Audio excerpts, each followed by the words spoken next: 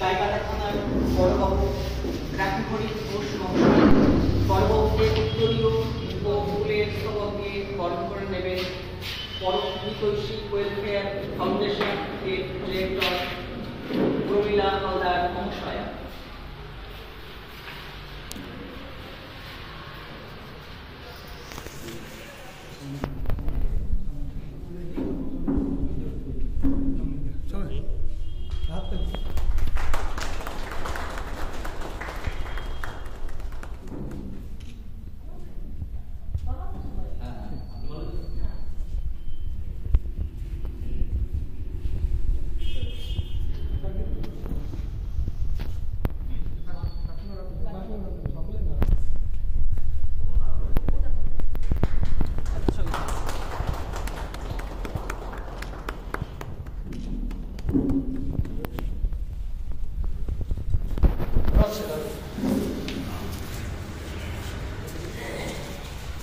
এটা হচ্ছে আমাদের সকালবেলা চায়ের আপাতত স্যারের জন্য যাতে স্যার আমাকে ঘুরে না দেয়।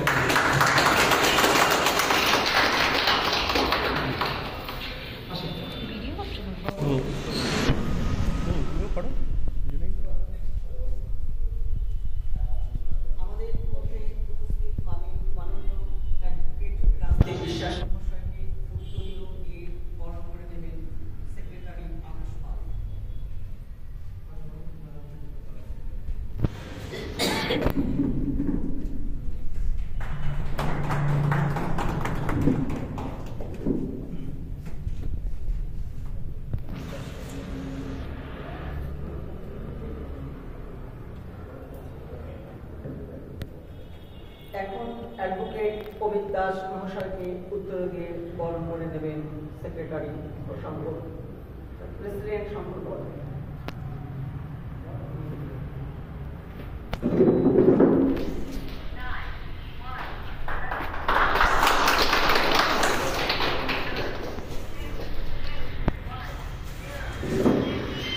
এখন অ্যাডভোকেট সঞ্জয় গাইড মহাশয়কে উত্তরে দিয়ে বরণ করে নেবেন ভাইস প্রেসিডেন্ট শিব শঙ্কর বললেন।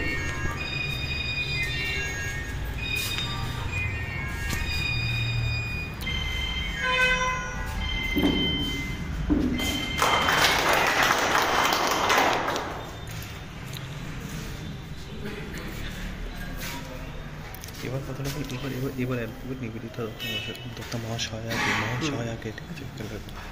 এখন অ্যাডভোকেট নিবেদিতা দত্ত মহাশয়াকে বরণ করে উত্তরে দিয়ে বরণ করে নেবেন প্রোগ্রাম ম্যানেজার সুমন মিস্ত্রি।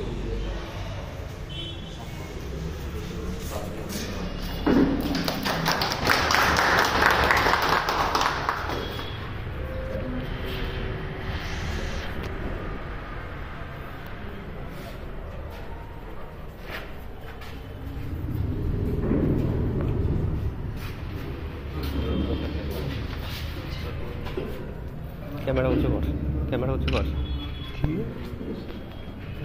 এখন বড়বাবুকে আমাদের পক্ষ থেকে অনুরোধ করব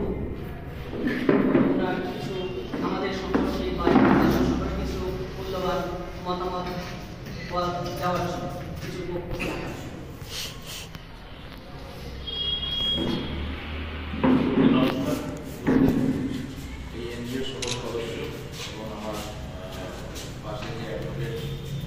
এবং ভাইরা তাদেরকে অনেক অনেক শুভেচ্ছা। পরহিতৈষী ওয়েলফেয়ার এই এনজিওটা আমার ছোট্ট ভাইরা তাদের নতুন প্রচেষ্টার মাধ্যমে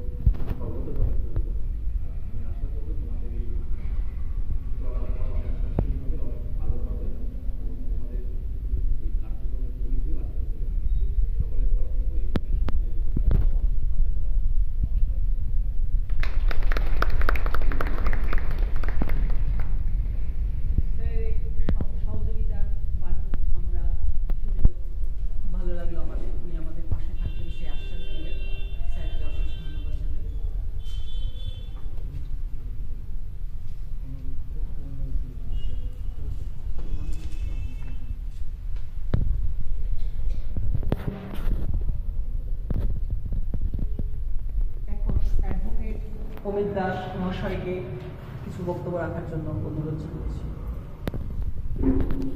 উপস্থিত সকলকে আমি আমার কিছু শুভেচ্ছা অভিনন্দন, স্পেশালি বড় বড়দের বিশেষ ধন্যবাদ। আগের ভাগ থেকে এই সপ্তাহ কেন্দ্রীয় যে প্রোগ্রাম প্রথম থেকে শুরু হচ্ছে সেখানে সময় দেওয়ার জন্য আমাকে আমি ব্যক্তিগতভাবে অনেক অভিনন্দন জানাই। এই পড়ে দিয়েছি যে 7 আওয়ার্সের যে সাইনটা দিয়ে তোমরা এটা শুরু করেছো, আমাদের পক্ষে খুবই কিছু কার্যকরী প্রজেক্টের মধ্যে রয়েছে হিউম্যান হেলথ প্রোগ্রাম, হেলথ কেয়ারের উপর যেসব প্রোগ্রামগুলো আছে সেগুলো সুস্থ মানুষদের কাজে আসবে। যদি এর মধ্যে মেডিকেল বা হসপিটাল রিলেটেড কিছু রাখা যায়, আমি সেইসব দেখতে হবে। বিশেষ করে যারা পয়সাভাবে ট্রিটমেন্ট হতে পারে না, কলকাতাতে বড় বড় হসপিটালগুলোতে যারা যোগাযোগ ব্যবস্থা করতে পারে, তাকেও যদি তোমার একটা মেডিকেল বা বিরোধীদের তত্ত্বাবধানে এসব রাখা যায়, আমি সাজেশন রাখবো সেটা দেখার জন্য। দিদি সাজেশন রাখবো আমার কিন্তু আমি একজন দিদি করছিল সেই জন্য এদিকে বড় বলে যাওয়ার পর যাদের আইনি পরিষেবা নিতে পারে না বা অনেক রকম সমস্যার সম্মুখীন এই ব্যাপারে আমাদের আরও যারা অ্যাডভোকেট বন্ধুরা আছে তারা আগামী দিনে আরও বিশেষ সহযোগিতা রাখবে। আছে প্ল্যান্টেশন এবং ডিজাস্টার রিলিফ প্রোগ্রাম, এইটার ব্যাপারে সবচেয়ে বেশি ফোকাস রাখা উচিত। কেননা এখন যে হারে দূষণ বা সুনামির পর থেকে যে হারে পরিবেশের ভারসাম্য হারিয়েছে, সেই জায়গায় প্ল্যান্টেশন একটা খুব দরকারি প্রজেক্ট বা আগামী দিন এইটার উপর যদি তোমরা কাজে লাগাতে পারো খুব ভালো হয়। আর অবশেষে ক্লিন ইন্ডিয়া এইটা কীভাবে সাজাবে সেটা তোমাদের ধারণা। আর স্কিল ডেভেলপমেন্ট, আনএমপ্লয়মেন্ট যেটা রেখেছো, এইটা আশা করি আমার যারা ইয়ং ভাই বোনেরা তোমাদের এর মধ্যে সদস্য হিসাবে জয়েন করেছো বা বিভিন্ন দায়িত্ব নিয়েছো, এই জায়গাটাতে অনেকের কর্মমুখী কিছু সংস্থানের কাজে তোমরা হাত রাখতে পারো। স্কিল আনএমপ্লয়মেন্টটা বিরাট সমস্যা, আগামী দিন আরও প্রকট হবে। এই জায়গায় যদি হাতের কাজ বা কোনো কিছু টেকনিক্যাল কিছু কাজ বা অন্যান্য এনজিওর সাথে তোমরা অ্যাটাচ করে করতে পারো, তো হয়তো এই এনজিওটা একদিন বিরাট আকার নেবে, বিরাট সুনামে খ্যাতি হবে, আমরাও তার একদিন অংশীদার হবো এই ফাউন্ডেশনের প্রথম একটা প্রোগ্রামের মাধ্যমে। আর বিশেষ কিছু বলছি না, আরও সবাই আছে তারা মূল্যবান বক্তব্য পেশ করবে। সবাইকে আবার ধন্যবাদ জানিয়ে আমি আমার বক্তব্য শেষ করছি। অমিত দাস মহাশয়কে অসংখ্য ধন্যবাদ জানাই মূল্যবান বক্তব্য দেওয়ার জন্য। এখন অ্যাডভোকেট সঞ্জয় গাইড মহাশয়কে কিছু বলার জন্য অনুরোধ জানাচ্ছি।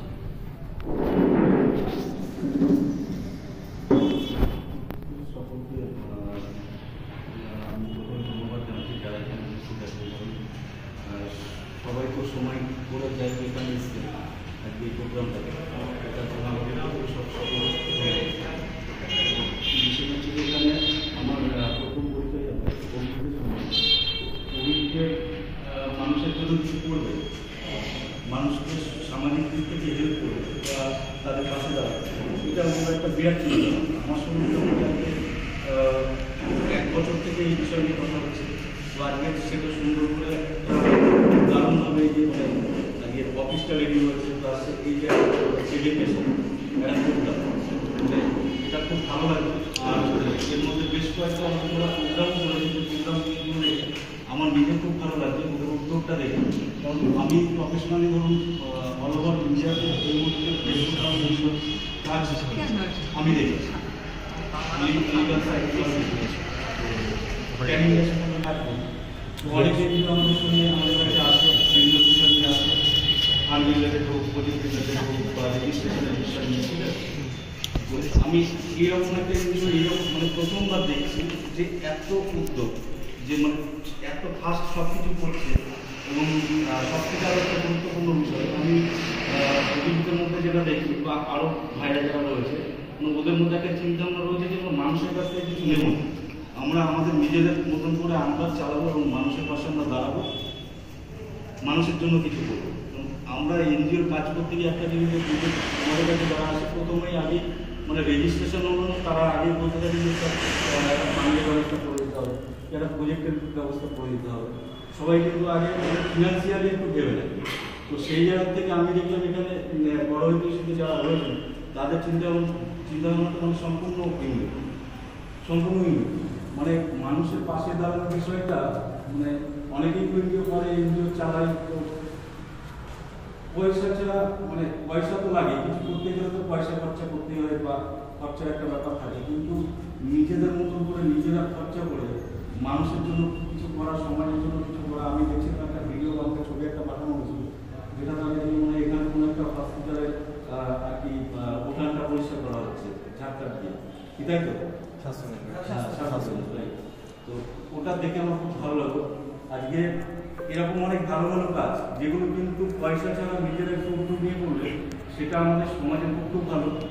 কেন কি ধরুন সবাইকে এখন ম্যাক্সিমাম সে কাজের জন্য খাবার জন্য কারণে নিজের জন্য মানুষ একটু যেন বেশি বেড়ে ফেলছে।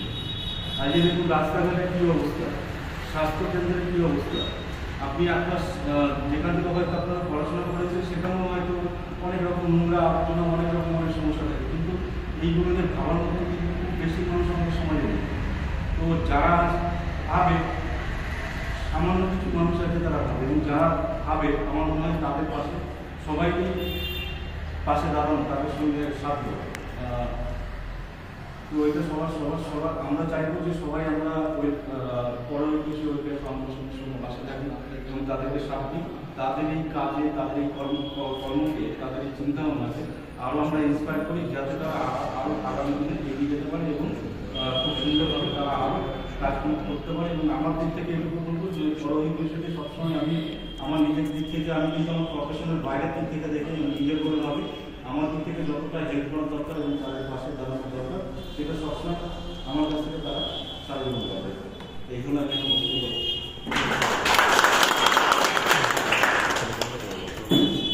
অ্যাডভোকেট সঞ্জয় গাই মহাশয়কে অসংখ্য ধন্যবাদ তাই মূল্যবান বক্তব্য রাখার জন্য, তাই সহযোগী মনোভাব প্রকাশের জন্য।